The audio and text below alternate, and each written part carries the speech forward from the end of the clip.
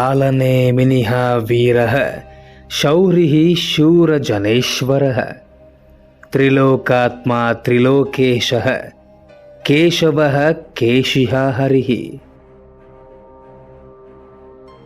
ಜ್ಯೇಷ್ಠ ನಕ್ಷತ್ರದ 1ನೇ ಪಾದದವರು ದಿನನಿತ್ಯ 27 ಬಾರಿ ಈ ಶ್ಲೋಕವನ್ನು ಪಠಿಸಬೇಕು.